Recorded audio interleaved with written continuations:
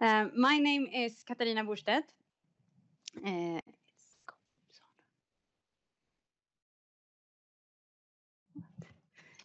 And I have been part of Northvolt's journey for 3.5 years. So when I joined, I was, I think, employee number 215.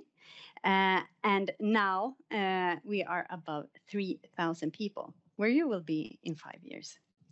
So our journey started in 2016 with two very energetic people, Peter and Paolo, coming from Tesla in the US, seeing all the opportunities that the European market could offer when it comes to battery production. And it started with a handful of entrepreneurs with large ideas. And now we are where we are today. We are talking about Europe's largest gigafactory, which we are building, and we are also getting production up in place up in Skellefteå. We are talking about a world-leading research center, more or less, in Västerås. We are talking about another factory in Borlänge, and another one in Gothenburg, and another one in Germany. And this is only the beginning, because the need in the market is so huge. So this is not enough to give our partners and our customers what they need. And we often, when we talk, we always start with why we are here. We have our starting point, and the whole company is built around the mission of saving the world. We are in a bad stage. And we need to do a lot, and we need to do it now to ensure that we are turning the developing in the right direction. And we and you here, I guess, know that batteries is a really, really important part of the solution going forward. So that is why we are here, and that is what we are here to do. And I don't know how well you know Northvolt.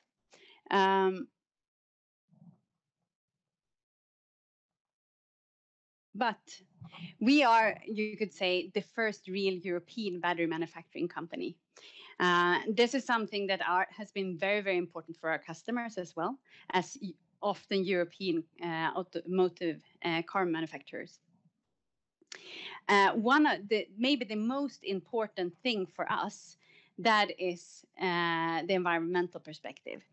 So already from the start, we have had an ambition to really build the world's greenest battery.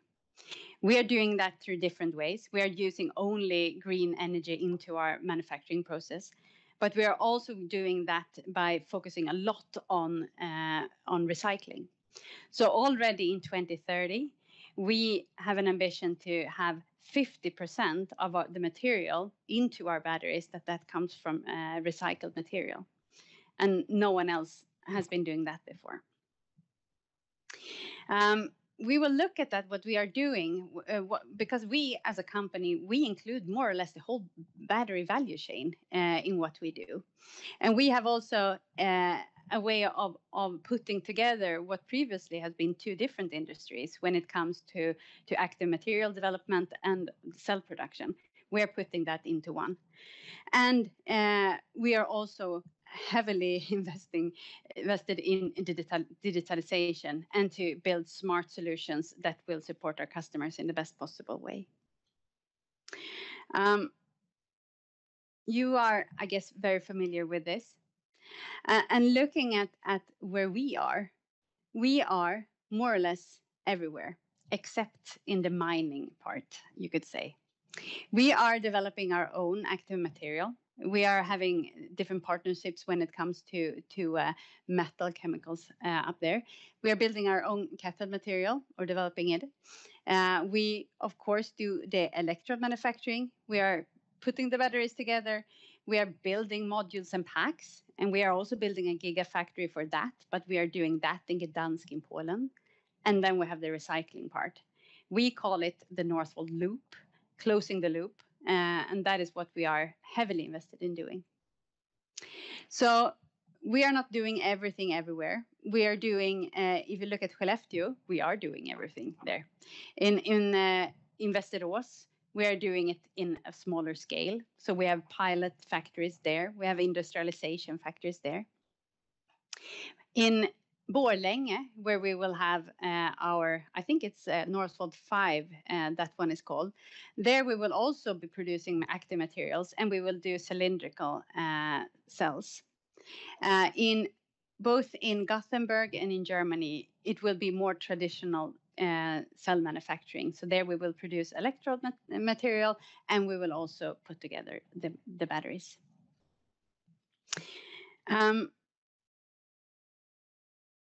And we often talk about the automotive industry, but we are supplying a lot of different industries with batteries. And why we are talking about the automotive industry is often also because they are the driving part in this. But we see, not at least the energy storage part, that is becoming stronger and stronger for every year. So where we were 5 years ago in the discussions with the car manufacturers, there is where we are with the energy sector today. So you can only imagine the development that we will see if we look forward. So I mentioned this. This is our footprint right now.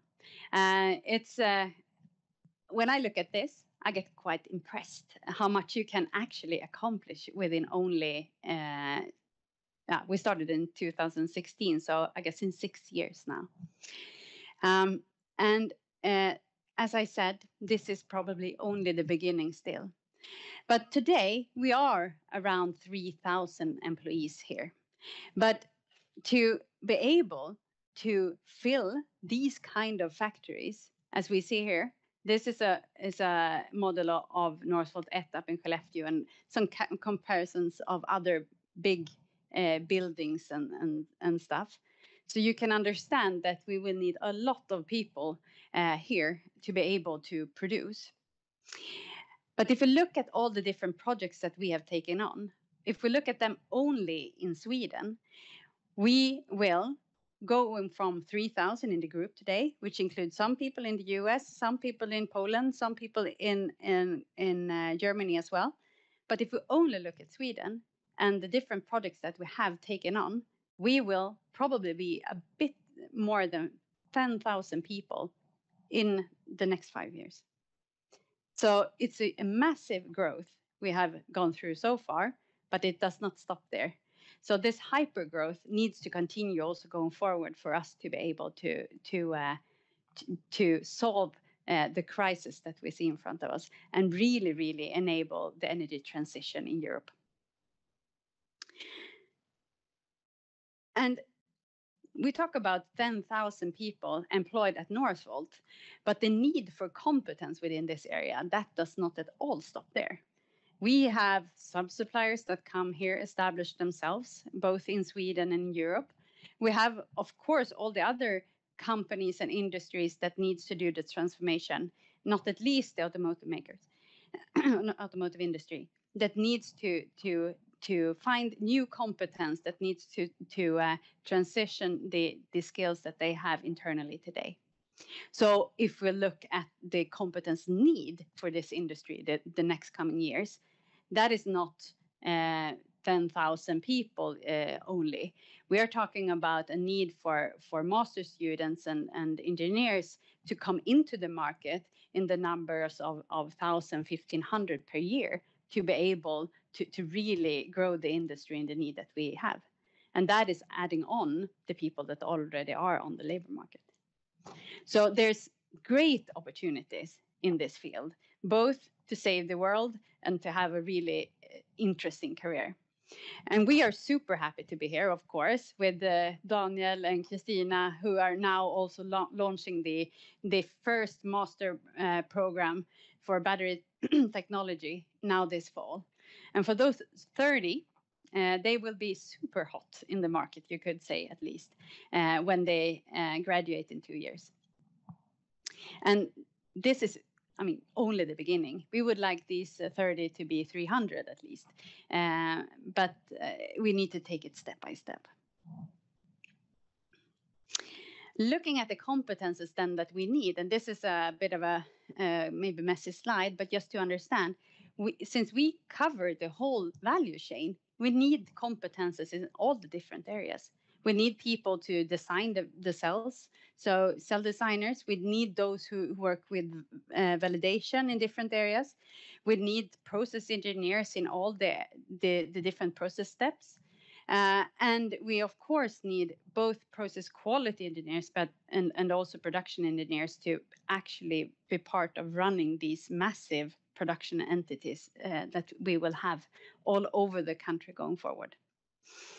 And this, of course, requires different skills. And there's possibilities to build on a lot of different engineering base educations.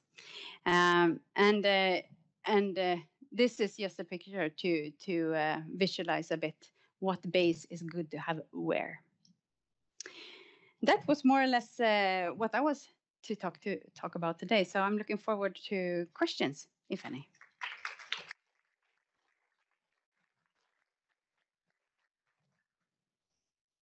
Thank you very much. Do we have any spontaneous questions? Yes.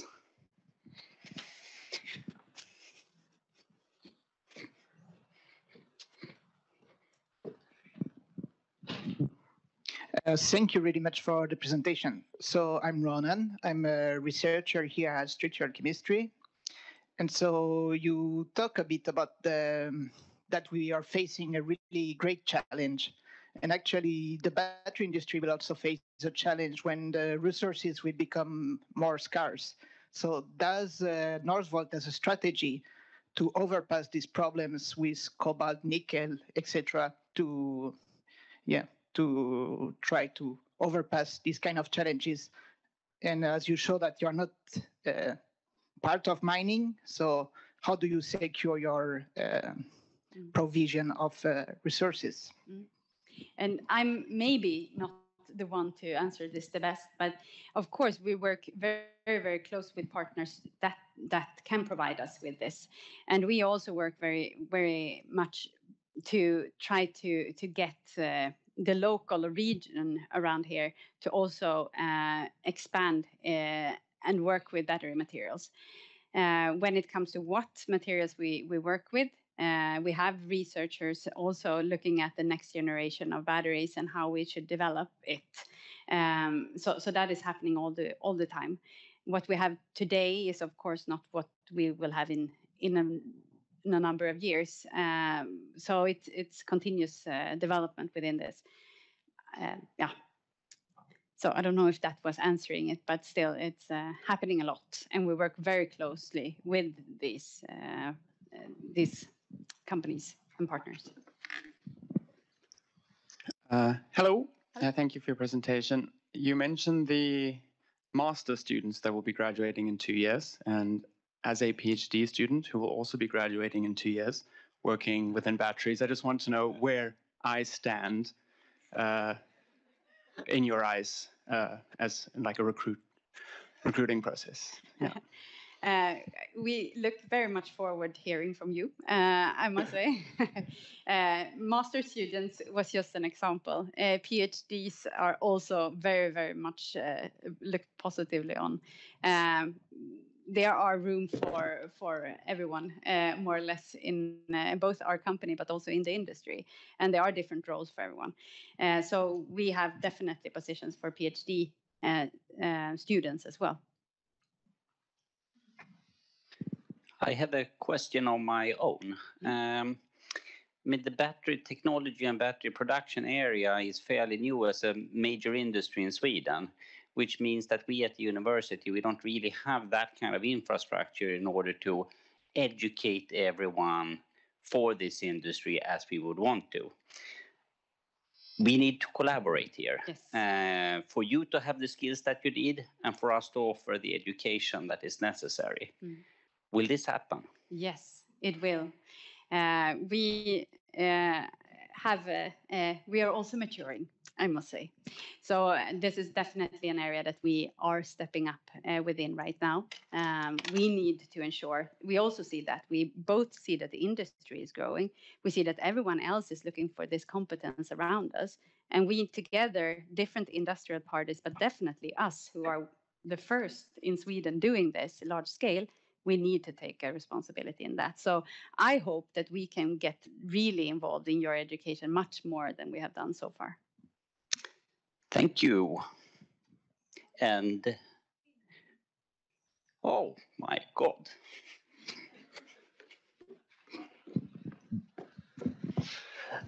I was just thinking, because at one of the other seminars we talked about the time scales, especially for these educations, and with 7,000 people in the coming years, it's going to be a massive challenge. So I was thinking, how much do you think you will be able to locally source this workforce in the near future? Looking at how we source these skills so far, or competence, that has been looking globally. And to a large extent, we have looked at Asia to find the most experienced ones. So Northvolt is today above 112, I think, nationalities. I think we have some more than that. That started with finding the right competence, because it's not here and not in that scale that we need it. So and now it's part of our DNA to be that international. But we need to, because there are challenges.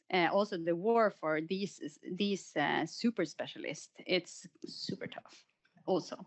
And to be able to be sustainable going forward, we need to transition this from bringing in the competence, but to actually grow the competence here, both when it comes to educations like this and collaborations like this, to ensure that it's the right skills, but then also to bridge gaps of people with experience. We do it now internally also at ours, and we hope that we will have some collaboration also on that side to build an academy internally for our people with both internal trainings, but also using the strength of the universities. But then we also need to ensure that there are lifelong learning and upskilling courses for engineers that are in their 40s that has been working with Volvo and different with other type of cars before.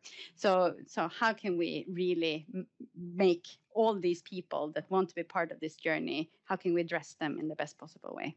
There, I think we also have a lot to do together in that area.